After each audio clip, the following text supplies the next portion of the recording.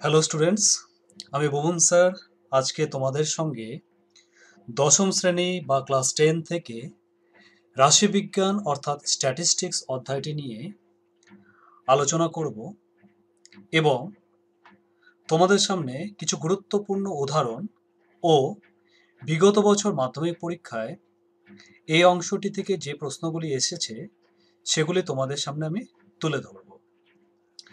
তো রাশিবিজ্ঞান বা স্ট্যাটিস্টিক্স অংশটি জানার আগে আমাদের কতগুলি টার্ম জানতে হবে যেগুলো রাশিবিজ্ঞানে আমরা সাধারণত সরাসরি ব্যবহার না করলেও আমাদের সেগুলো জানা থাকলে রাশিবিজ্ঞানের অঙ্কগুলি করার ক্ষেত্রে বিশেষ সুবিধা আমরা পাব। যদিও এই সংজ্ঞাগুলি তোমাদের মুখস্থ রাখার কোনো প্রয়োজন নেই, তোমরা শুধুমাত্র সংজ্ঞাগুলিকে ভালো করে বুঝে নাও এবং বিভিন্ন উদাহরণের মাধ্যমে সংজ্ঞাগুলিকে মনে রাখার চেষ্টা করো। তোমাদের আজকে প্রথম যেটি টার্ম জানতে হবে সেটি হলো কেন্দ্রীয় অবস্থান বা সেন্ট্রাল পজিশন। কোনো রাশি তথ্যের সংখ্যাগুলিকে ঊর্ধ্বক্রমানুসারে সাজালে মাঝের সংখ্যা বা সংখ্যাগুলির কাছাকাছি অবস্থানকে কেন্দ্রীয় অবস্থান বলে।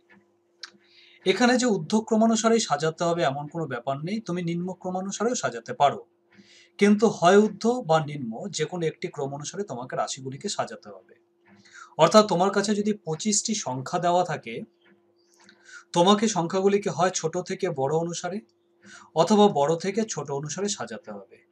সাজানোর ফলে মোটামুটি মাঝখানে যে রাশিটি থাকবে সেই রাশিটিকে আমরা সেই রাশি তথ্যের কেন্দ্রীয় অবস্থান বা সেন্ট্রাল পজিশন বলবো। পরেরটি হলো কেন্দ্রীয় প্রবণতা অর্থাৎ মধ্যগামিতা মানে সেন্ট্রাল টেন্ডেন্সি।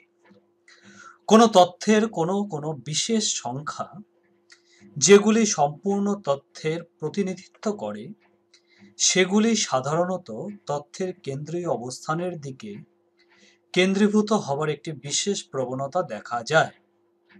এই প্রবণতাকে মধ্যগামী বা কেন্দ্রীয় প্রবণতা বলে এবং এর সংখ্যাগত পরিমাপকে কেন্দ্রীয় প্রবণতার পরিমাপ বা মধ্যগামিতার মাপক মানে মেজার অফ সেন্ট্রাল টেন্ডেন্সি বলে। আমি তোমাদের সামনে কেন্দ্রীয় প্রবণতা বা মধ্যগামিতার একটি উদাহরণ বাস্তব জীবনে থেকে তুলে ধরছি। বাড়িতে যখন মা কাকিমারা ভাত রান্না করেন তখন তোমরা দেখে থাকবে যে তারা ভাতের থেকে কয়েকটি ভাত তুলে নিয়ে সেটাকে টিপে দেখে এবং সেখান থেকে তারা বুঝতে পারে বাকি ভাতগুলো সিদ্ধ হয়েছে কি হয়নি। তাহলে হাঁড়িতে যে মোট ভাত রয়েছে সেগুলিকে আমরা রাশি তথ্য বলতে পারি। সেই রাশি তথ্যের থেকে নির্দিষ্ট কতগুলি চালকে আরবিটারিলি তুলে নেওয়া হলো এবং সেগুলোকে টিপে তারা বুঝতে পারলেন যে বাকি চালগুলো সিদ্ধ হয়েছে কি হয়নি। তাহলে যেগুলোকে তুলে নেওয়া হলো সেগুলোকে আমরা ইংরেজিতে বলবো স্যাম্পল। এই স্যাম্পলগুলো থেকে আমরা বাকি স্যাম্পলগুলো সম্পর্কে একটি ধারণা তৈরি করব। এগুলোকেই স্ট্যাটিস্টিক্স বা রাশিবিজ্ঞানের পরিভাষায় কেন্দ্রীয় প্রবণতা বা মধ্যগামিতা বলে। রাশিবিজ্ঞানে মধ্যগামিতাকে 3টা প্রকারে দেখানো হয়। একটি হলো গড় বা মধ্যক, ইংরেজিতে বলা হয় মিন, মিডিয়ান। একটি হলো ভূইষ্ঠক বা সংখ্যাগুরু মান, ইংরেজিতে বলা হয় মৌলিক। এই 3টি অত্যন্ত গুরুত্বপূর্ণ রাশি বিজ্ঞানের ক্ষেত্রে বা রাশি তথ্যের ক্ষেত্রে। আজকের এই ভিডিওতে আমি মূলত গড় বা মধ্যক নিয়ে বিস্তারিত আলোচনা করব এবং বিগত বছর মাধ্যমিক পরীক্ষায় গড় বা মধ্যক থেকে যে অঙ্কগুলি এসেছিল সেগুলি আমি তোমাদের সামনে সমাধান করে দেখাবো এবং ব্যাখ্যা করব। তাই তোমরা ভিডিওটা প্রথম থেকে শেষ পর্যন্ত খুব মনোসংযোগ দিয়ে দেখবে এবং অঙ্কগুলোকে খাতায় সুন্দরভাবে করবে। ভিডিওর শেষে তোমাদের করার জন্য আমি ঘর থেকে কিছু অঙ্ক বাড়ির কাজ দেব, সেগুলো তোমরা বাড়িতে প্র্যাকটিস করবে এবং কোনো অঙ্কে যদি তোমাদের কোনো সমস্যা থাকে আমাকে অবশ্যই কমেন্ট বক্সে লিখে জানাবে। তাহলে আজকের প্রথম অংশ সেটি হলো গড় বা যৌগিক গড় বা মধ্যক অর্থাৎ মিন অর অ্যারিথমেটিক মিন। অর্থাৎ গড়, যৌগিক গড় এবং মধ্যক এরা আসলে সবাই একই জিনিসকেই প্রকাশ করে। তাহলে যৌগিক গড় কাকে বলে? আগে বলেছি সংজ্ঞাগুলো মুখস্থ রাখার দরকার নেই, শুধু বিভিন্ন উদাহরণের সাহায্যে এগুলোকে একটু মনে রাখার চেষ্টা করবে। যৌগিক গড় হলো চলকের মানসমূহের সমষ্টিকে তাদের মোট সংখ্যা দ্বারা ভাগ করলে প্রাপ্ত ভাগফল। তাহলে কি না, যৌগিক গড় হলো চলকের মানসমূহের সমষ্টিকে তাদের মোট সংখ্যা দ্বারা ভাগ করলে প্রাপ্ত ভাগফল। যেমন ধরা যাক আমাদের কাছে টোটাল 5টা সংখ্যা আছে। কি কি সংখ্যাগুলো? সংখ্যাগুলো ধরা যাক 2, 3, 5, 7 এবং 9। আমাদের কাছে মোট এই 5টি সংখ্যা আছে। আমাদেরকে এই 5টি সংখ্যার গড় নির্ণয় করতে হবে। তাহলে গড় নির্ণয় সূত্র অনুসারে আমরা এই 5টি সংখ্যাকে যোগ করব। 2 + 3 + 5 + 7 + 9 হোল ডিভাইডেড বাই মোট সংখ্যা কতগুলো আছে? 1, 2, 3, 4, 5। অর্থাৎ মোট 5টি সংখ্যা আছে, তাহলে 5 দিয়ে ভাগ করে দেব। তাহলে যে উত্তরটি আমরা পাবো সেই উত্তরটিকে আমরা বলবো গড় বা মধ্যক বা যৌগিক গড়। এই ক্ষেত্রে এই 2, 3, 5, 7, 9 এগুলি হলো আমাদের চলক, এবং চলকের সমষ্টি ডিভাইডেড বাই মোট কতগুলো চলক আছে? 5টি চলক আছে।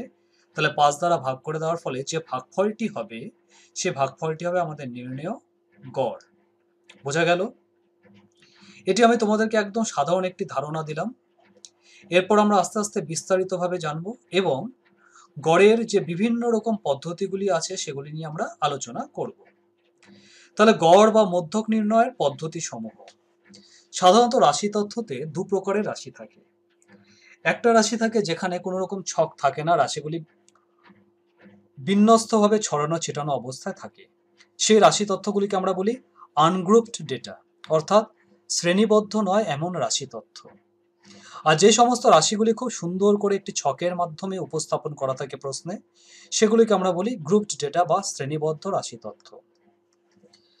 তো শ্রেণীবদ্ধ হোক বা শ্রেণীবদ্ধ না হোক, আমরা মূলত 3 রকমের পদ্ধতি অবলম্বন করে থাকি। পদ্ধতিগুলি হলো প্রত্যক্ষ পদ্ধতি বা ডাইরেক্ট মেথড,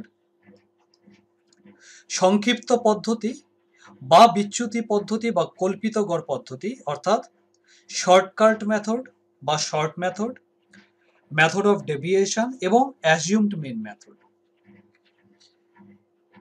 এবং একমাত্র ক্রমবিচ্যুতি পদ্ধতি অর্থাৎ স্টেপ ডেভিয়েশন মেথডটি শ্রেণীবদ্ধ রাশির ক্ষেত্রে অধিকতর সহজ।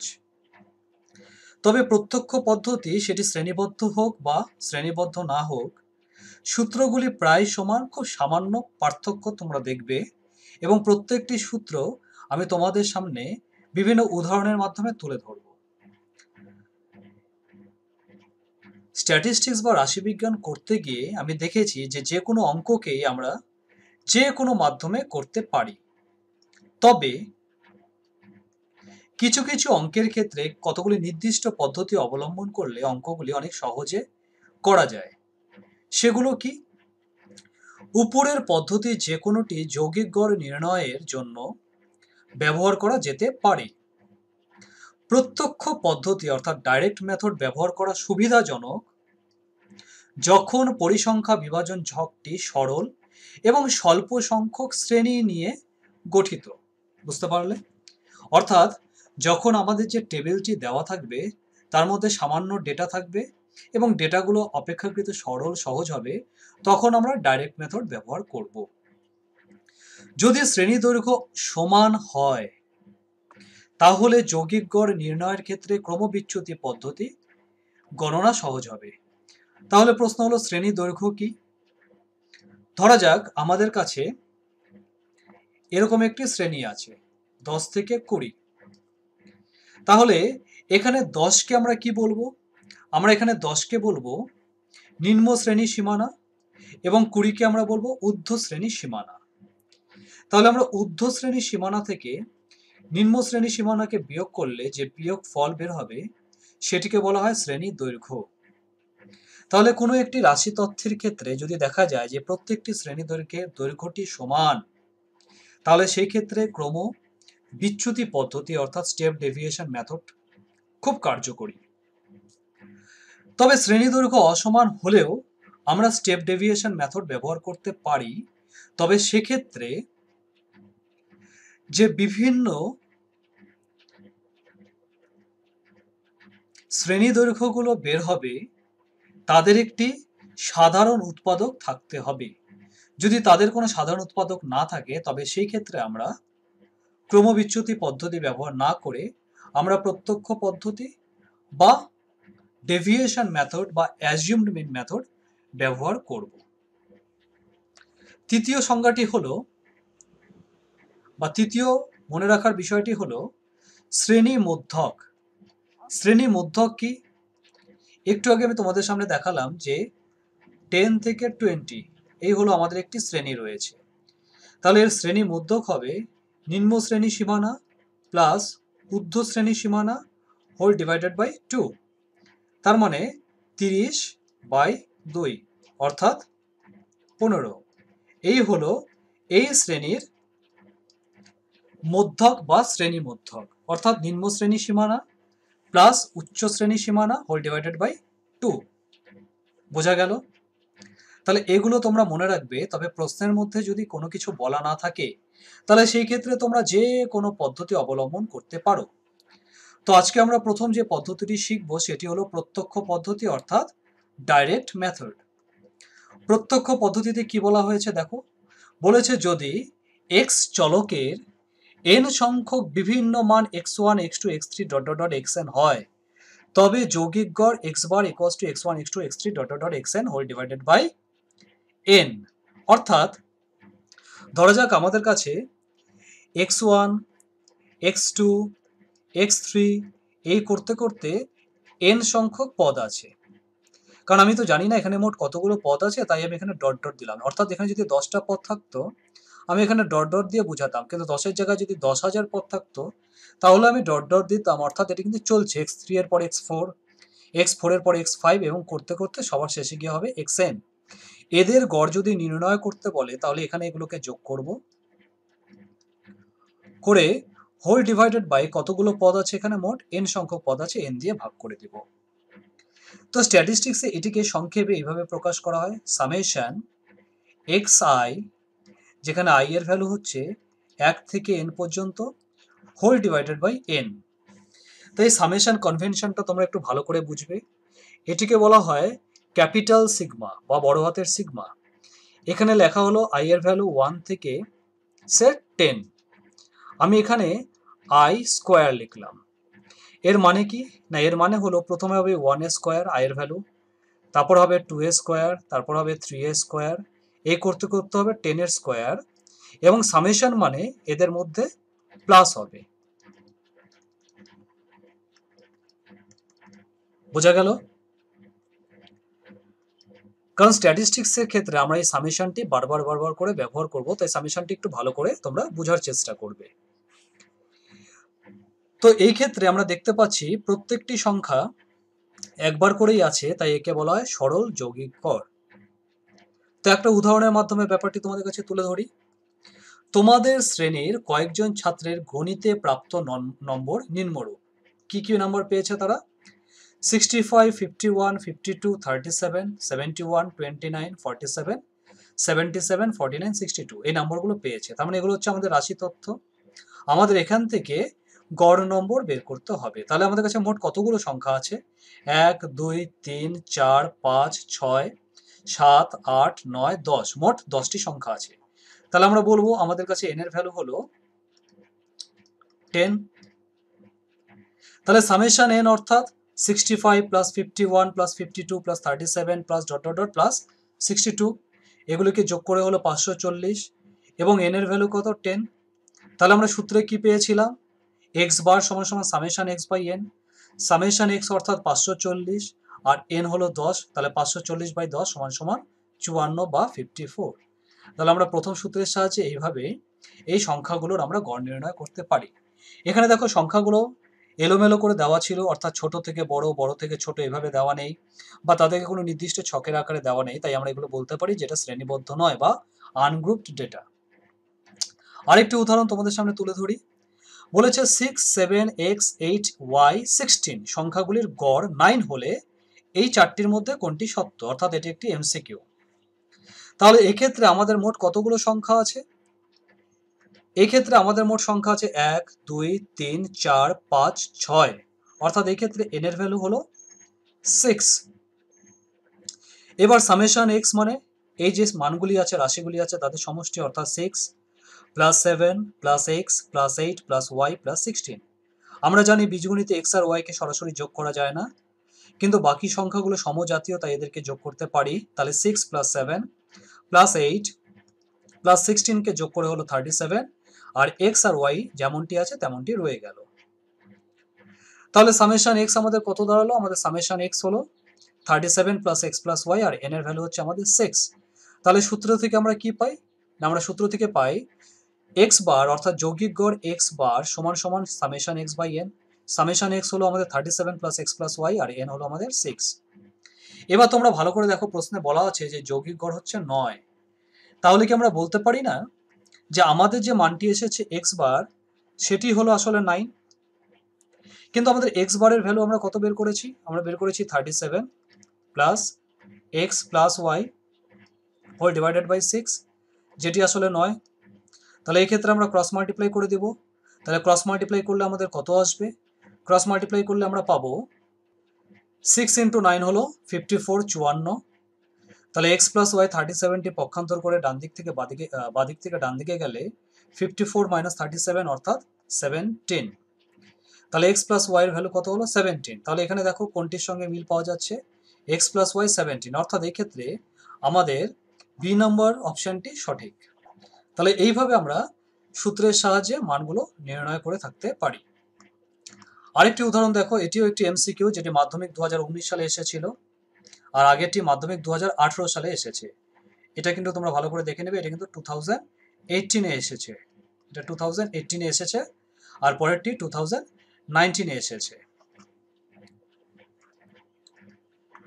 তো এখানে কি বলেছে? বলেছে x1, x2, x3 dot dot dot x10 রাশিগুলির গড় 20 হলে x1 plus 4, x2 plus 4, x3 plus 4 dot dot dot x10 plus 4 রাশিগুলির গড় হবে কোনটি? মাধ্যমিক 2019। তাহলে এই ক্ষেত্রে এই রাশিগুলির গড় দেওয়া আছে 20, ঠিক? তাহলে x বার সমান সমান summation x by n that is equals to x1 plus x2 plus x3 plus dot dot dot xn by 10 equals to 20, 20। কারণ কি প্রশ্নের মধ্যে আমাদের বলা আছে যে গড়টি হলো 20 প্রদত্ত। তাহলে আমরা এই ক্ষেত্রে ক্রস মাল্টিপ্লাই করতে পারি। তাহলে 10 এর সঙ্গে 20 ক্রস মাল্টিপ্লাই করলে হলো আমাদের 200। তাহলে x1 plus x2 plus x3 plus dot dot dot plus x10 equals to 200। এবার দ্বিতীয় ক্ষেত্রে আমাদের যে রাশিগুলি আছে সেগুলি হলো x1 plus 4, x2 plus 4, x3 plus 4, dot dot dot x10 plus 4। তাদের সমষ্টি কত হবে? তাদের সমষ্টি সামেশন x ইকুয়ালস টু, এগুলোকে আমি যোগ করে লিখলাম। এবার একটু ভালো করে বুঝো, এখানে মোট 10টি পদ আছে, যার মধ্যে আমি x1 plus x2 plus x3 plus dot dot dot x10 গুলোকে একসঙ্গে লিখলাম এবং বাকি 4 গুলোকে আলাদা করে লিখলাম। তাহলে মোট যেহেতু 10টি পদ আছে, তাহলে 4 এখানে মোট 10টি থাকবে। বোঝা গেল ব্যাপারটি? তাহলে x1 plus x2 plus x3 plus x10 এর মানটি আমরা আগে বের করেছিলাম 200, সেটি বসালাম। আর 4 কে 10 বার যদি আমরা যোগ করি তাহলে কত হবে? 4 কে 10 বার যোগ করলে হবে 4 ইন্টু 10 অর্থাৎ 40। সে মানটি আমি এখানে বসিয়ে দিলাম 40। তাহলে 200 প্লাস 40 ইকুয়ালস টু 240। তাহলে এই হলো আমাদের সামেশন x নতুন রাশিগুলির ক্ষেত্রে। কিন্তু মোট পদের সংখ্যা তো 10, তার মানে n ইকুয়ালস টু 10ই হবে। তাহলে x bar equals to summation x by n। Summation x হলো আমাদের 240 আর n হলো 10। তাহলে 240 বাই 10 ইকুয়ালস টু 24, তাই তো? 240 বাই 10 ইকুয়ালস টু 24। তাহলে আমাদের বি নম্বর অপশনটি সঠিক। তাহলে আমাদের এক্ষেত্রে বি নম্বর অপশনটি সঠিক। তাহলে এই হলো আমাদের পরের উদাহরণ। তো যাই হোক, তোমরা আশা করি বুঝতে পারছো। বুঝতে না পারলে ভিডিওটি একটু পজ করে অঙ্কগুলো করে নাও, তারপরে আবার পরের অংশটি তোমরা ফেরত আসো। এর পরের সূত্রটি দেখো, বলা হয়েছে যদি x চলকের n সংখ্যক বিভিন্ন মান x1, x2, x3 dot dot dot xn হয় এবং এদের প্রত্যেকের পরিসংখ্যা অর্থাৎ x1 এর পরিসংখ্যা f1, x2 এর পরিসংখ্যা f2, x3 এর পরিসংখ্যা f3 এবং এভাবে xn এর পরিসংখ্যা fn হয়, তবে গড় x বার সমান সমান x1 into f1 plus x2 into f2, অর্থাৎ রাশি এবং তার পরিসংখ্যার সঙ্গে গুণ করব। এইভাবে প্রত্যেকটি রাশি তার পরিসংখ্যাকে গুণ করলাম, সবগুলোকে যোগ করলাম, হোল ডিভাইডেড বাই পরিসংখ্যাগুলির সমষ্টি। এটিকে আমরা সামেশনে লিখতে পারি summation i equals to 1 to n xi fi whole divided by summation fi। আরও সংক্ষেপে লেখা যায় summation xf by summation f। আবার সামেশন f কে আমরা n দিয়ে প্রকাশ করে থাকি, বড় হাতের n। তাহলে summation xf whole divided by n, যেখানে n হলো f1 plus f2 plus f3 dot dot dot fn। এই রকমের পরিসংখ্যা, এই রকমের গড় বা মধ্যককে আমরা ভারযুক্ত যৌগিক গড় বা ওয়েটেড অ্যারিথমেটিক মিন বলি। তো একটি উদাহরণের সামনে তোমাদের সামনে ব্যাপারটিকে আরেকটু ভালো করে তুলে ধরি। বলেছে প্রদত্ত তালিকার গড় হলো 8, তাহলে পি এর মান নির্ণয় করো। দেখো এখানে প্রশ্নের মধ্যে একটি পি আছে পরিসংখ্যা হিসাবে। তাহলে এই ক্ষেত্রে একটু যদি আমরা ভালো করে বোঝার চেষ্টা করি, তাহলে আমরা দেখব যে এগুলো হলো আমাদের সব রাশি তথ্য, আর এগুলো হলো তাদের পরিসংখ্যা। অর্থাৎ এটা হলো x1, এটা হলো আমাদের f1, এটা হলো x2, এটা হলো আমাদের f2, এটা হলো x3, এটা হলো আমাদের f3, এটা হলো x4, এটা হলো আমাদের f4, এটা হলো x5, আর এটা হলো আমাদের f5, এটা হলো x6, তো এটা হলো আমাদের f6। তো এইভাবে আমাদের সব পরিসংখ্যাগুলো দেওয়া আছে। আমাদের এখান থেকে পি এর মান বের করতে হবে, কারণ আমাদের প্রশ্নে বলাই আছে যে গড় হলো 8। তাহলে এই ক্ষেত্রে সামেশন xf কত? এক্ষেত্রে সামেশন x হবে 3 into 6 plus 5 into 8 plus 8 into 5 plus 9 into p plus 11 into 8 plus 13 into 4। এবার 3 ইন্টু 6 18, 5 আটা 40, 5 আটা 40, 9p 9p থাকবে, 11 ইন্টু 8 88, 13 ইন্টু 4 ইকুয়ালস টু 52। এই ক্ষেত্রে এই সংখ্যাটিকে আমরা যোগ করতে পারবো না বীজগণিতের নিয়ম অনুসারে। বাকিগুলি সমজাতীয় রাশি, যোগ করে হলো 238, আর 9p প্লাস 9p রয়ে গেল। সামেশন এফ, অর্থাৎ এই সংখ্যাগুলোকে যোগ করলে কত হবে? 6 plus 8 plus P 5 plus P plus 8 plus 4, অর্থাৎ সমজাতীয় রাশিগুলিকে আমরা যোগ করলে কত পাই? সমজাতীয় রাশিগুলিকে আমরা যোগ করলে পেলাম 31, আর প্লাস পি রয়ে গেল। তাহলে সামেশন এক্স বার কত? সামেশন এক্স বারের সূত্র কি ছিল আমাদের? সামেশন এক্স বার, তাহলে এক্স বারের সূত্র অর্থাৎ যৌগিকরের সূত্র হলো summation X F whole divided by summation F, তাই তো?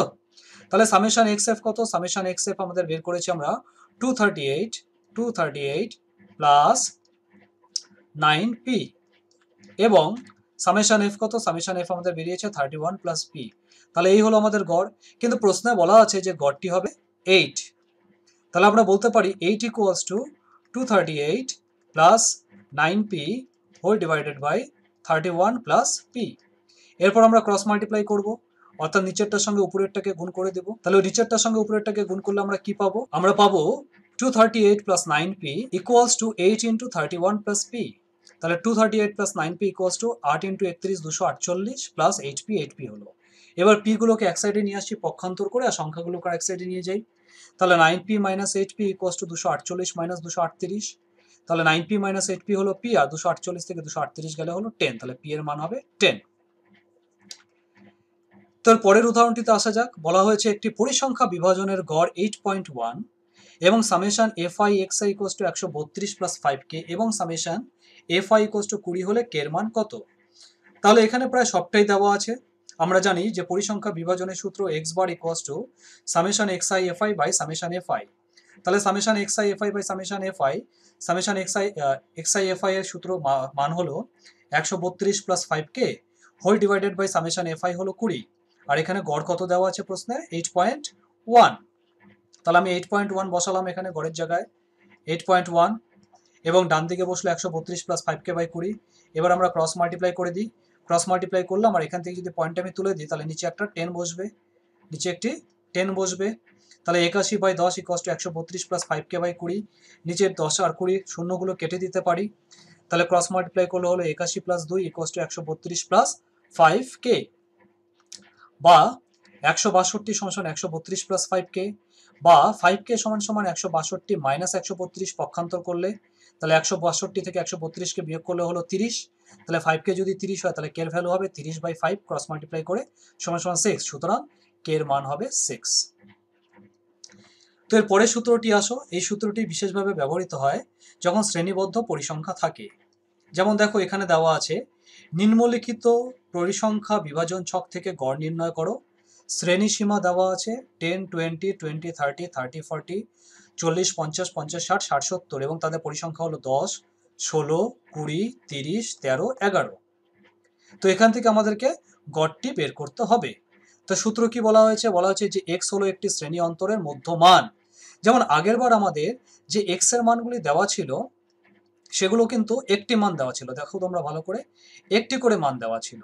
অর্থাৎ x1 হচ্ছে 3, x2 হচ্ছে 5, x3 হচ্ছে 8, x4 হলো 9, x5 হলো 11 এবং x6 হলো 13। কিন্তু এই ক্ষেত্রে আমাদের একটি মান দেওয়া নেই, আমাদের এই ক্ষেত্রে একটি শ্রেণী দেওয়া আছে। এবং এই উদাহরণটিতে শ্রেণীর যে মানগুলি আছে সেগুলো দেখো 10 থেকে 20, 20 থেকে 30, 30 থেকে 40, 40 থেকে 50, 50 থেকে 60, 60 থেকে 70, অর্থাৎ এটি একটি ক্রমশ্রেণী, অর্থাৎ কন্টিনিউয়াস এখানে দেওয়া আছে, কোথাও কিন্তু গ্যাপ নেই। এবং প্রত্যেকটি শ্রেণী অন্তর যদি তোমরা দেখো তাহলে প্রত্যেকটি শ্রেণী অন্তর হবে 10 করে। তাহলে শ্রেণী সীমা থেকে আমাদের যেটা প্রথমে বের করতে হবে সেটা হলো শ্রেণী মধ্যমান। সেই শ্রেণী মধ্যমানটি হবে আমাদের এই মানগুলি। বোঝা গেল? তাহলে আমরা ছকের সাহায্যে ব্যাপারটিকে একটু দেখি কি হবে। তাহলে আমরা প্রথমে লিখব শ্রেণী সীমা, তারপরে আমরা লিখব শ্রেণী মধ্যমান, তারপর আমরা লিখব হচ্ছে পরিসংখ্যা, তারপর আমরা লিখব xi ইন্টু fi। তো এই দুটো একটু আগে পরে হলে কোনো অসুবিধা হবে না, তবে তোমরা চেষ্টা করবা ক্রমগুলো যেন ঠিক থাকে। তাহলে শ্রেণী সীমা 10 আর 20 যদি হয় তাহলে শ্রেণী মধ্যমান হবে 10 প্লাস 20 বাই 2, অর্থাৎ 10 plus 20 whole divided by 2, that is equals to 15। তারপরেরটা হবে 20 প্লাস 30 হোল ডিভাইডেড বাই 2, অর্থাৎ 25। এইভাবে 30 প্লাস 40 করলে তার মধ্যমান বের হবে 35। এইভাবে প্রতিটি শ্রেণীর আমরা এক এক করে মধ্যমান বের করলাম। পরিসংখ্যা প্রশ্নে দেওয়াই আছে 10, 16, 20, 30, 13 and 11। দেন xi fi-টা কি ছিল? xi fi ছিল 15 ইন্টু 10। তাহলে 15 ইন্টু 10 করলে কত হয়? প্রথমটি 15 ইন্টু 10 করলে কত হবে? 150। 25 আর 16কে গুণ করলে হবে 400। 35 আর 20কে গুণ করলে হবে 700। 45 আর 30কে গুণ করলে হবে 1350। 55 আর 13কে গুণ করলে হবে 715। 65 আর 11কে গুণ করলে হবে 715। তাহলে আমাদের মোট পরিসংখ্যা কত বা পরিসংখ্যার সমষ্টি কত? তাহলে পরিসংখ্যার সমষ্টি হলো 100 এবং সামেশন xi fi, এটি হলো আমাদের সামেশন xi fi আর এটি হলো আমাদের সামেশন fi। তাহলে সামেশন xi fi হলো 4030 এবং সামেশন fi হলো আমাদের 100। তাহলে এবার সূত্রের মধ্যে মানগুলো বসিয়ে দিই। Summation x equals to summation xi fi বা summation xf by summation f। Summation xf আমাদের বেরিয়েছে 4030, বসালাম। সামেশন f বেরিয়েছে 100, বসালাম। বসিয়ে এগুলোকে সিম্পলিফাই করলাম, তাহলে হলো 403/10, 10 দিয়ে ভাগ করলে হলো শেষের দিক থেকে এক ঘর আগে পয়েন্ট বসিয়ে দিলাম 40.3। তাহলে এই হলো আমাদের এই অঙ্কটির ক্ষেত্রে গড়। তাহলে নির্ণীয় যৌগিক গড় বা গড় বা মধ্যক একই কথা, 40.3। তাহলে এইভাবে আমরা সূত্রের সাহায্যে খুব সহজে আমরা গড় বের করতে পারি। এবং যখন আমাদের শ্রেণী দেওয়া থাকবে তখন আমরা সেই ক্ষেত্রে শ্রেণীর মধ্যমানটি বের করে নেব এবং সেগুলি হবে আমাদের যথাক্রমে x1, x2, x3 dot dot dot xn। বোঝা গেল? তাহলে আমাদের প্রথম পদ্ধতি অর্থাৎ প্রত্যক্ষ পদ্ধতি বা ডাইরেক্ট মেথডটি এখানে শেষ। এর পরের পদ্ধতিটি হলো সংক্ষিপ্ত পদ্ধতি বা বিচ্যুতি পদ্ধতি বা কল্পিতকর পদ্ধতি। ইংরেজিতে বলা হয় short method or deviation method or assumed method. এই ক্ষেত্রে আমরা একটি কাল্পনিক গড় ধরে নেব এবং তার সাহায্যে আমরা এই সূত্রটি প্রয়োগ করে আমরা খুব সহজে অঙ্কটিকে করতে পারি। তবে এই কল্পিত গড়টি কি সেটি আমি যখন অঙ্ক করাবো তখন তোমাদের সামনে আমি আলোচনা করব। আপাতত সূত্রটি দেখে নাও যে যদি কোনো কল্পিত গড় a থেকে x1, x2, x3 dot dot dot xn এর বিচ্যুতিগুলি যথাক্রমে d1, d2, d3 dot dot dot dn হয়, অর্থাৎ আমাদের যে মানগুলি থাকে রাশিগুলি x1, x2, x3, সেখান থেকে আমি কল্পিত গড় a কে বিয়োগ করব। বিয়োগ করলে যেটা আসবে এটার ক্ষেত্রে হবে d1, এটাকে বিয়োগ করলে সেটা হবে d2, এক্ষেত্রে বিয়োগ করলাম সেটা হবে d3। এইভাবে আমরা বিয়োগ করে সব মানগুলো বের করব। তাহলে x bar equals to a plus d1 plus d2 plus d3 plus dot dot dot dn whole divided by n। তাহলে আমাদের যৌগিক গড়ের সূত্র হবে x bar সমান সমান a plus summation d whole divided by n। এটি হবে যখন কোনো রকম ফ্রিকোয়েন্সি বা পরিসংখ্যা থাকবে না। কিন্তু ফ্রিকোয়েন্সি বা পরিসংখ্যা যদি থাকে সেক্ষেত্রে সূত্রটিকে সামান্য ডেভেলপ করতে হয়। সেক্ষেত্রে সূত্রটি কি হবে? সেক্ষেত্রে সূত্রটি হবে capital A plus summation FI DI by summation FI, অর্থাৎ x1 এর পরিসংখ্যা f1, x2 এর পরিসংখ্যা f2, x3 এর পরিসংখ্যা f3, ক্রমে xn এর পরিসংখ্যা যদি fn হয়, তাহলে সূত্রটি হবে x bar equals to a plus f1 d1 plus f2 d2 plus dot dot dot fn dn divided by summation fi by f1 plus f2 plus f3 plus dot dot dot fn, অর্থাৎ a plus summation fd by n। তো তোমাদের যেটা করতে হবে সেটি হলো এই সূত্রগুলিকে কিন্তু তোমাদের অবশ্যই মুখস্থ রাখতে হবে, তাহলেই কিন্তু তোমরা খুব সহজে অঙ্কগুলোকে করতে পারবে। আর সূত্রগুলি যদি তোমাদের ভালো করে মুখস্থ না থাকে তাহলে কিন্তু তোমরা সেক্ষেত্রে অঙ্কগুলো করতে পারবে না।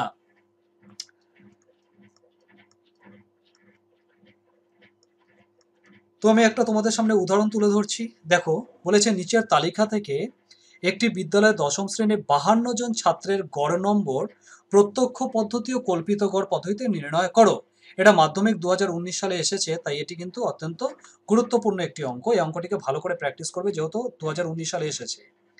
এবার প্রশ্ন হলো যে আমি অলরেডি তোমাদেরকে প্রত্যক্ষ পদ্ধতি দেখিয়ে দিয়েছি, তাই প্রত্যক্ষ পদ্ধতিটি তোমরা বাড়িতে নিজেরা প্র্যাকটিস করবে এবং আমাকে কমেন্টে লিখে জানাবে যে তোমাদের যে উত্তরটি এসেছে এবং আমার কল্পিত গড় পদ্ধতিতে যে উত্তরটি এসেছে সেগুলো একই এসেছে না আলাদা এসেছে।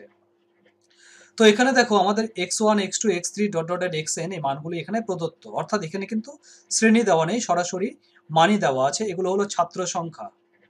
আচ্ছা, এই অঙ্কটি একটি বিশেষ তাৎপর্যপূর্ণ অঙ্ক।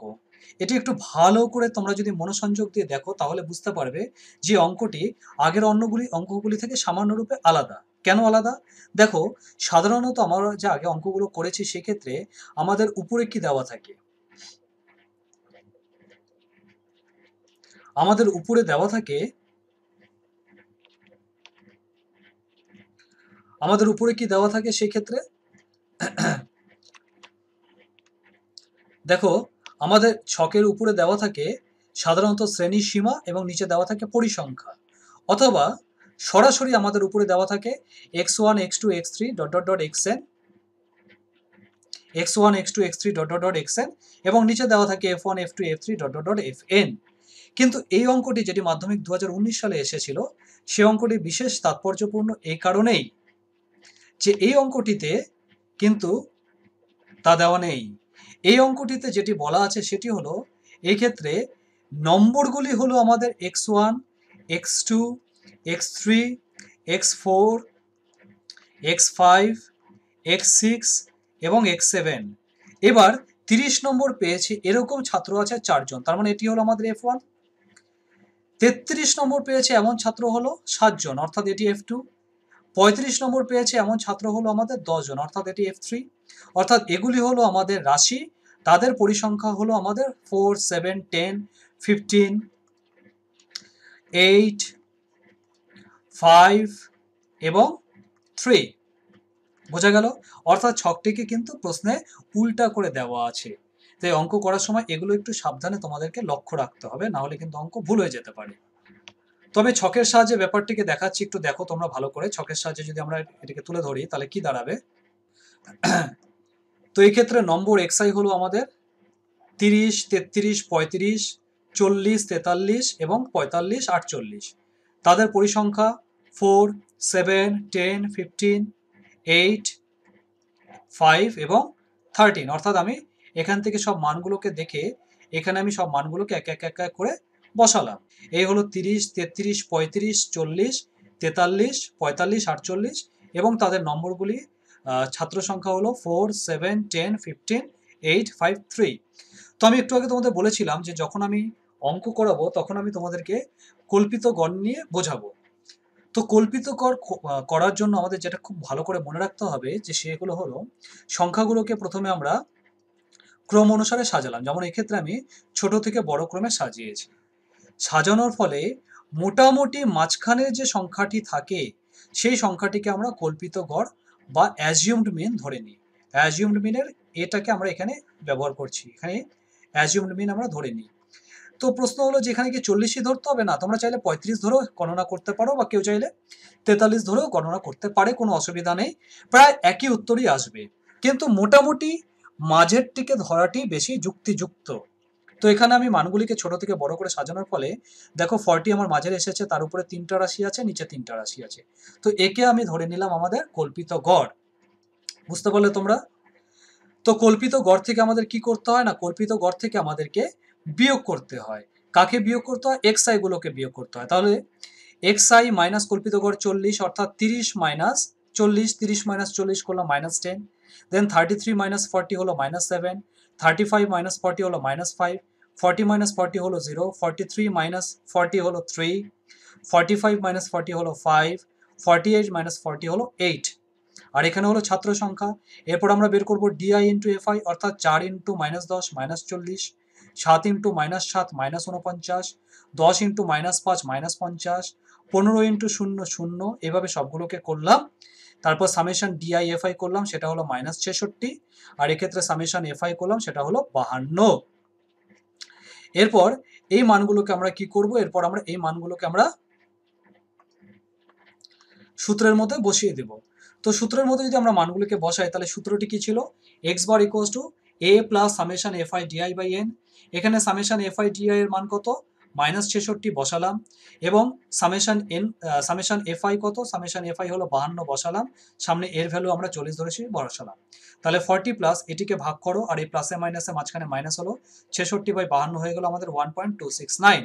তাহলে 40 থেকে 1.269 কে বিয়োগ করলে হলো 38.731। তো এটিকে আমি রাউন্ড অফ করে দিলাম, 2 ঘর পর্যন্ত রাউন্ড অফ করে দিলে, যেহেতু এই সংখ্যাটি 5-এর থেকে ছোট, বা তোমরা বলতে পারো এই সংখ্যাটি 5-এর থেকে ছোট, তাহলে এখানে কোনো এক যোগ হবে না। তাহলে উত্তরটি কত হলো? 38.73। এটি হলো আমাদের নির্ণয় উত্তর। এখানে লাস্টে প্রায় লিখতে হয়। তাহলে নির্ণয় যৌগিক গড় 38.73 প্রায়। আরেকটি অঙ্ক দেখো, এটি মাধ্যমিক 2019 সালে এসেছে, তার মানে এই অঙ্কটিও কিন্তু তোমাদের জন্য খুব গুরুত্বপূর্ণ। তাই এই অঙ্কটিকে আবার ভালো করে একটু প্র্যাকটিস করবে। এটিও মাধ্যমিক 2019 সালে এসেছে। এখানে আবার দেখো শ্রেণী দেওয়া আছে, 0 থেকে 20, 20 থেকে 40, 40 থেকে 60, 60 থেকে 80 এবং 80 থেকে 100। তাদের পরিসংখ্যা হলো 7, 11, কে, 9, 13, অর্থাৎ আমাদেরকে কে এর মানটি বের করতে বলা হয়েছে। তো যাই হোক, আমরা প্রথমে শ্রেণীগুলোকে লিখলাম সুন্দর করে। শ্রেণীগুলোকে লেখার পরে আমরা যেটা করব, সেটা হলো আমরা শ্রেণীর মধ্যমানটি বের করে নেব। তাহলে শ্রেণীর মধ্যমান কত? আমাদের শ্রেণীর মধ্যমান হলো 20 প্লাস 0/2 অর্থাৎ 10, 40 প্লাস 20/2 অর্থাৎ 30, 60 প্লাস 40/2 অর্থাৎ 50, 60 প্লাস 80/2 অর্থাৎ 70, 80 প্লাস 100/2 অর্থাৎ 90।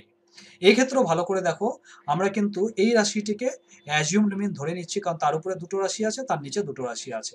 তবে অবশ্যই রাশিগুলিকে তোমরা হয় ক্রমহ্রাসমান বা ক্রমবর্ধমান হিসেবে সাজাবে। তাহলে 50কে অ্যাজিউমড মিন ধরলাম, পরিসংখ্যাগুলো প্রশ্নে দেওয়া আছে, পরিসংখ্যা বসিয়ে দিলাম। তারপর আমাদের ডিআই বের করতে হয়। ডিআই এর ফর্মুলা কি ছিল? 10 - 50 - 40, 30 - 50 - 20, 50 - 50 0, 70 - 50 20 এবং 90 - 50 দ্যাট ইজ ইকুয়ালস টু 40 হলো। এরপর আমাদের যেটা করতে হবে সেটা হলো ডিআই ইন্টু এফআই, অর্থাৎ 7 ইন্টু -40 -280, 11 ইন্টু -20 -220, কে ইন্টু 0 করলে 0 হবে, 9 সঙ্গে 20 গুণ করলাম 180 হলো, 13 সঙ্গে 40 গুণ করলাম 520 হলো।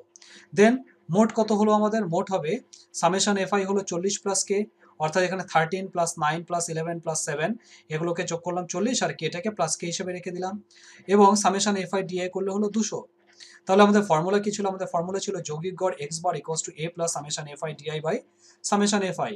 সামেশন এফআই ডিআই এর ভ্যালু আমরা বের করেছি 200, 200টা বসালাম, 40 প্লাস কে বসালাম এফআই এর জায়গায় সামেশন, আর অ্যাজিউমড মিন আমরা ধরেছি 50। এবার দেখো, এই হলো আমাদের গড়, এই হলো আমাদের গড়।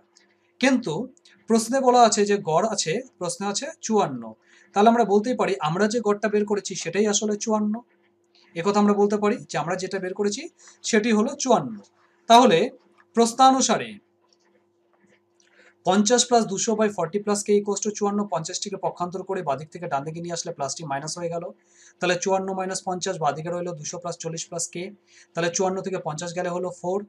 তাহলে এটাকে ক্রস মাল্টিপ্লাই করে দেবো। এবার ক্রস মাল্টিপ্লাই করলে কত হবে? 4 ইন্টু 40 প্লাস কে, 4 ইন্টু 40 প্লাস কে করলে কত হয়? 4 ইন্টু 40 প্লাস কে করলে হয় 160 প্লাস 4কে। আবার আমরা পক্ষান্তর করব, সমজাতীয় রাশিগুলোকে এক সাইডে নিয়ে আসবো। তাহলে 200 থেকে 160 বিয়োগ হবে পক্ষান্তরের জন্য, ডান দিকে রইল 4কে। তাহলে 200 মাইনাস 160 হলো 40, ডান দিকে আছে 4কে।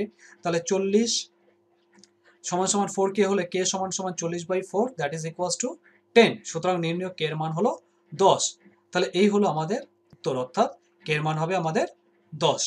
তো গড়ের শেষ পদ্ধতি, গড় নির্ণয়ের বা মধ্যক নির্ণয়ের শেষ পদ্ধতি হলো ক্রমবিচ্যুতি পদ্ধতি বা স্টেপ ডেভিয়েশন মেথড। এটি কিন্তু অত্যন্ত গুরুত্বপূর্ণ একটি পদ্ধতি, কিন্তু এই ক্ষেত্রে আমাদের মনে রাখতে হবে যে আমাদের যে শ্রেণীগুলো দেওয়া থাকবে তাদের প্রত্যেকটি দৈর্ঘ্য যেন সমান হয়, অথবা প্রত্যেকটি দৈর্ঘ্যে যেন একটি সাধারণ গুণিতক থাকে।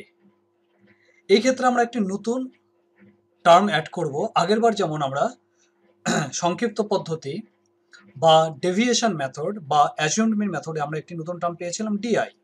ডিআই আমাদের কি ছিল? আমাদের ছিল xi মাইনাস এ, যেখানে এ ছিল আমাদের অ্যাজিউমড মিন। এই ক্ষেত্রে আমরা একটা নতুন টার্ম পাবো ইউআই। ইউআইটি কি? ইউআইটি হবে ডিআই ডিভাইডেড বাই আই।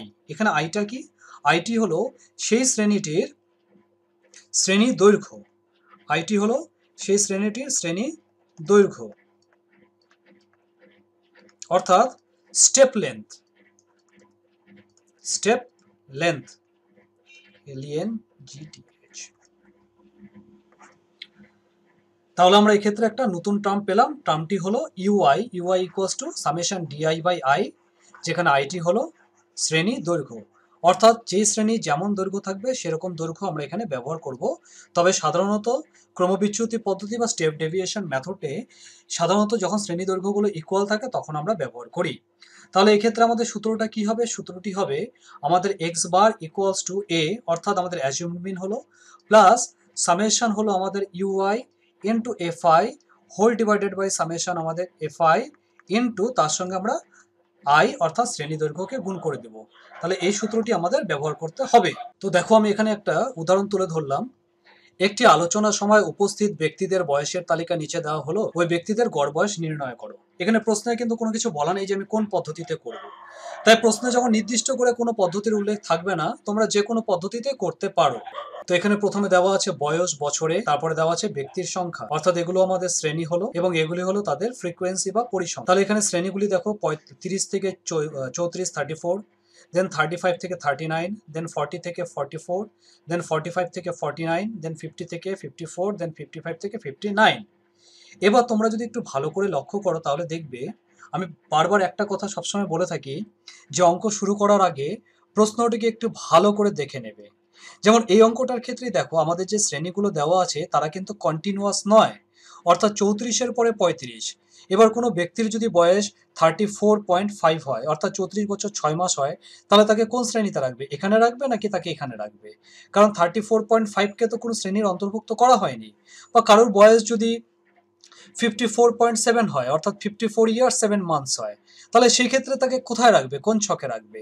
অর্থাৎ সবসময় আমরা যখন স্ট্যাটিস্টিক্স বা রাশিবিজ্ঞান করব আমাদের অবশ্যই দেখতে হবে যে আমাদের যে ছক বা শ্রেণীগুলো দেওয়া আছে সেগুলো যেন কন্টিনিউয়াস হয়, অর্থাৎ 30 থেকে 35, 35 থেকে 40, 40 থেকে 45 এইরূপ। কিন্তু এই ক্ষেত্রে যেহেতু দেওয়া নেই তাহলে আমাদের কি করণীয় সেটি দেখো আমি তোমাদেরকে একটু বোঝাচ্ছি কিভাবে এটা করতে হয়। যেমন দেখো প্রথমটির কথাই বলছি আমি। প্রথমটি ধরো আমাদের কি দেওয়া ছিল? প্রথমটি আমাদের দেওয়া আছে 30 থেকে 34, তারপর দেওয়া আছে 35 থেকে 39। 30 থেকে 34 আর 35 থেকে 39, তাই তো? 35 থেকে 39,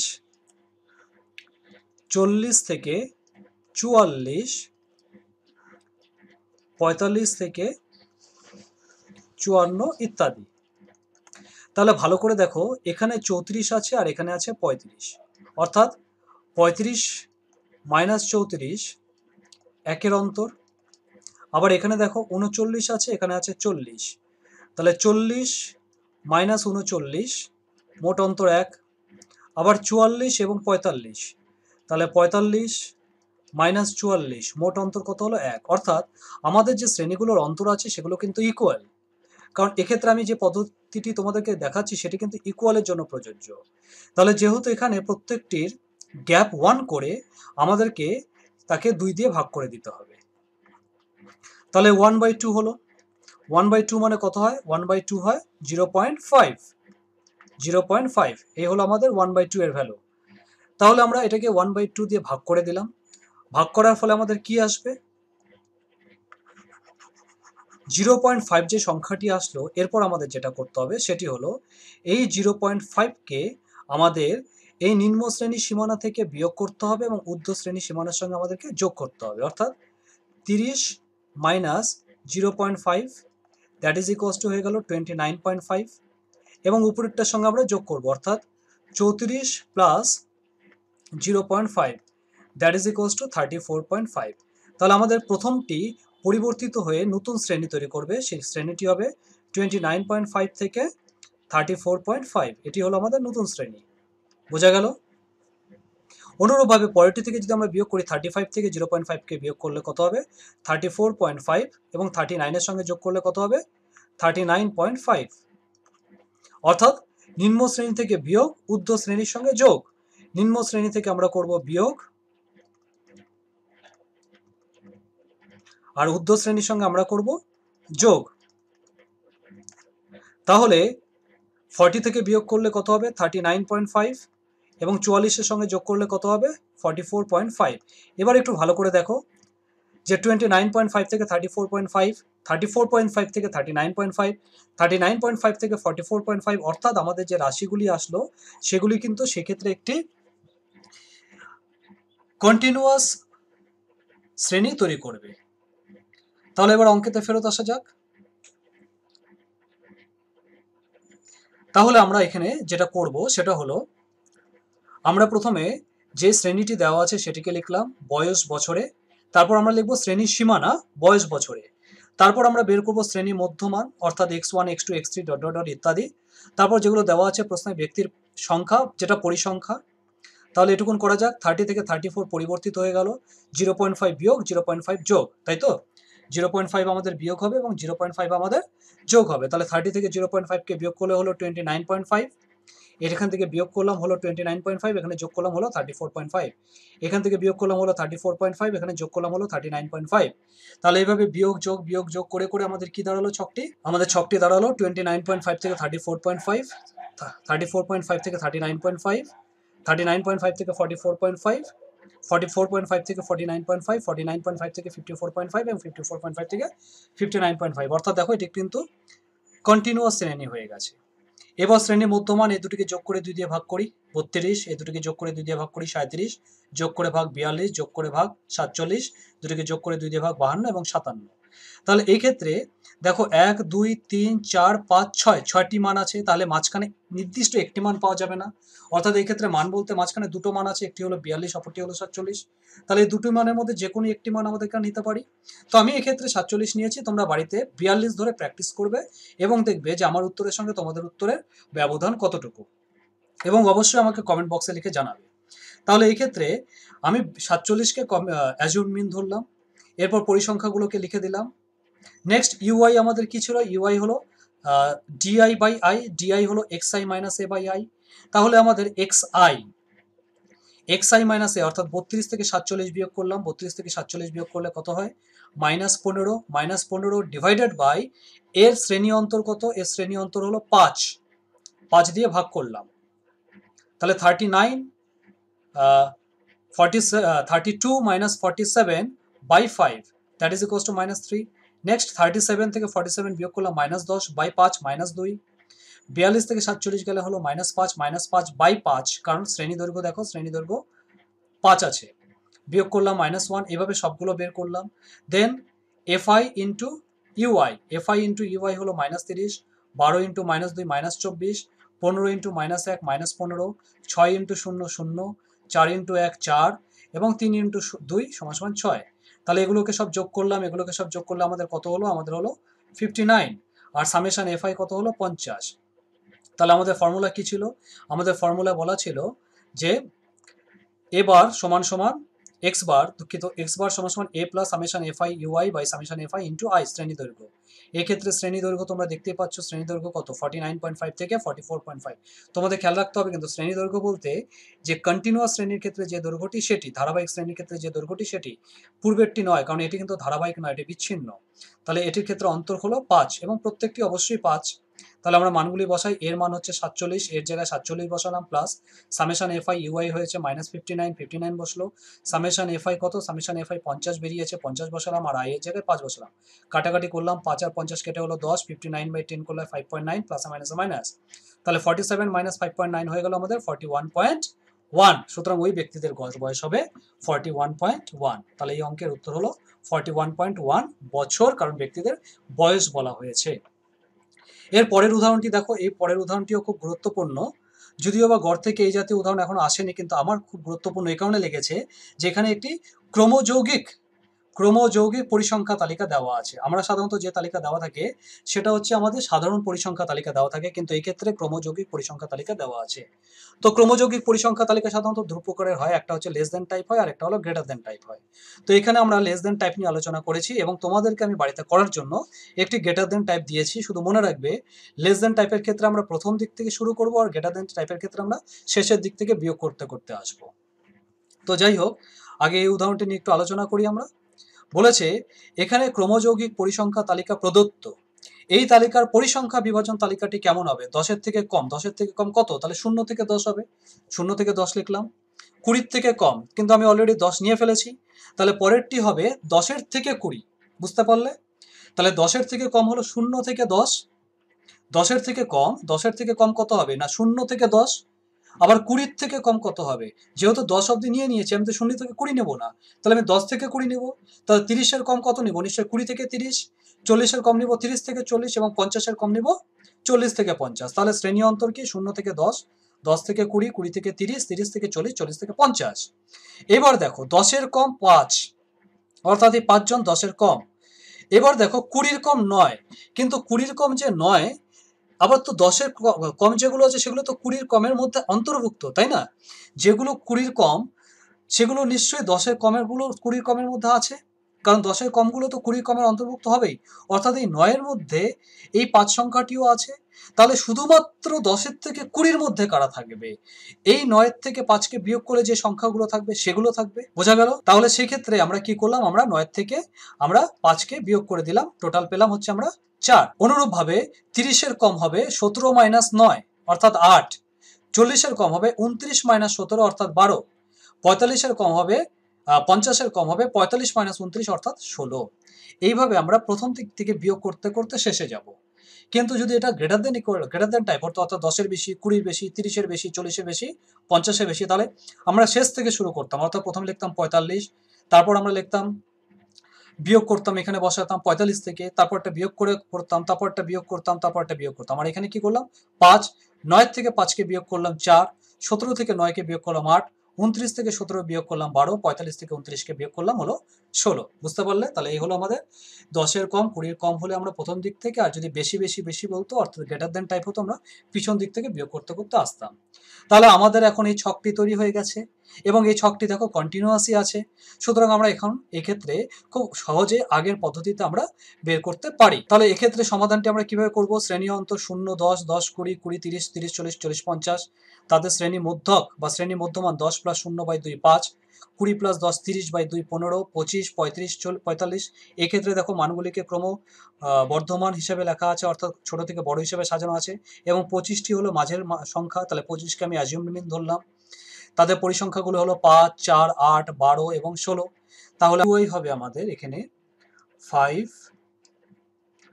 - 25 বাই, তার শ্রেণী দৈর্ঘ্য কত? 10 থেকে 0 গেলে হয় 10, তাহলে শ্রেণী দৈর্ঘ্য হলো 10। তাহলে হলো -20/10, অর্থাৎ -2, -2 লিখলাম। নেক্সট কত হবে শ্রেণী দৈর্ঘ্য? নেক্সট শ্রেণী দৈর্ঘ্য হবে 20 থেকে 10 গেলে ঠিক আগের মতনই 10, প্রত্যেকটি শ্রেণী দৈর্ঘ্য 10ই আছে। তাহলে আমাদের হবে 15 - 25, অর্থাৎ হলো -10, বাই শ্রেণী দৈর্ঘ্য 10, অর্থাৎ -1 লিখলাম। তারপরটা 25 - 25 0, 0/10 0 হয়। তারপরটা 35 - 25, 35 - 25 মানে হলো 10, 10/10 হলো 1, তাহলে 1 লিখলাম। তারপর হবে 45 - 25, অর্থাৎ 20, 20/10 হলো আমাদের 2, তাহলে আমরা এখানে 2 লিখলাম।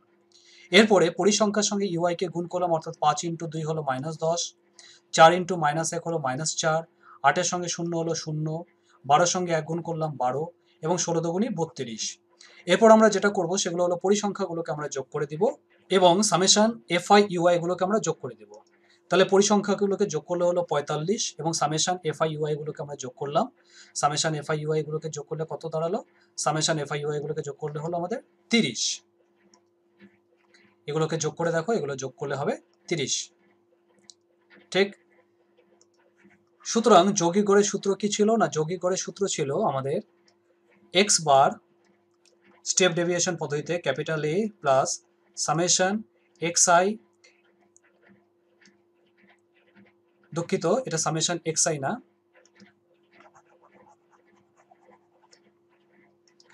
তাহলে স্টেপ ডেভিয়েশন মেথড অর্থাৎ ক্রম বিচ্যুতি পদ্ধতি।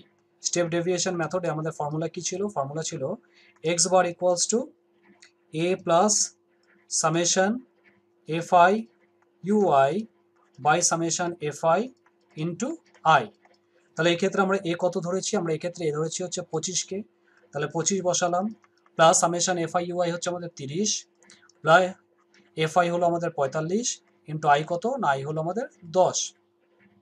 ঠিক। তাহলে কত দাঁড়াবে? 25 প্লাস 300 বাই 45। তাহলে 25 প্লাস 300 বাই 45 করলে আমরা কত পাই? 300 বাই 45 করে আমরা পেলাম 6.667। 6.667। তাহলে 6.667 এটি যদি আসন্ন মানে নেওয়া হয়েছে, মানটিকে আমরা এখানে বসালাম। তাহলে 25 প্লাস 6.667 দুটিকে যোগ করে আমাদের পাওয়া গেল 31.66667। এটি কিন্তু একটি আসন্ন মান, মানে পয়েন্টের পর একটি নির্দিষ্ট সংখ্যা পর্যন্ত আমরা রাউন্ড অফ করে নিয়েছি, সেই হিসাবে এটিকে ধরতে হবে। তাহলে এটিকে আমরা যদি আরও রাউন্ড অফ করে 2 ঘর পর্যন্ত নিই, তাহলে এক্ষেত্রে যেহেতু সংখ্যাটি 5 থেকে বড়, এখানে আমরা 7 করে দেবো। তাহলে অ্যান্সারটি হবে 31.67, ব্র্যাকেট অবশ্যই লিখবো প্রায়। তাহলে এইভাবে আমরা ক্রমযৌগিক পরিসংখ্যাকে আমরা সাধারণ পরিসংখ্যাতে রূপান্তরিত করলাম।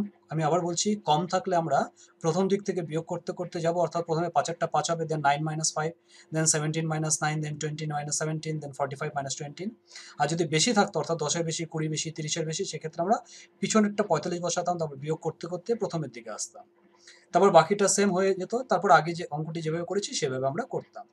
তো এইভাবে আমরা গড় নির্ণয় করে থাকি এবং গড় নির্ণয়ের ক্ষেত্রে আমাদের যে 3টি পদ্ধতি হচ্ছে, অর্থাৎ ডাইরেক্ট মেথড বা প্রত্যক্ষ পদ্ধতি, তারপর হচ্ছে ডেভিয়েশন মেথড বা অ্যাজিউমড মিন মেথড বা শর্টকাট মেথড বা শর্ট মেথডও বলা হয়, এবং লাস্টটি হলো স্টেপ ডেভিয়েশন মেথড। 3টি মেথডই তোমরা খুব ভালো করে মনোসংযোগ সহকারে চর্চা করবে, প্র্যাকটিস করবে, এবং যে অঙ্কগুলি আমি করে দিয়েছি এগুলি মোটামুটি যত রকমের অঙ্ক হয় গড় থেকে আমি প্রত্যেকটি অঙ্ক একটা একটা করে তোমাদের সামনে করে দিলাম।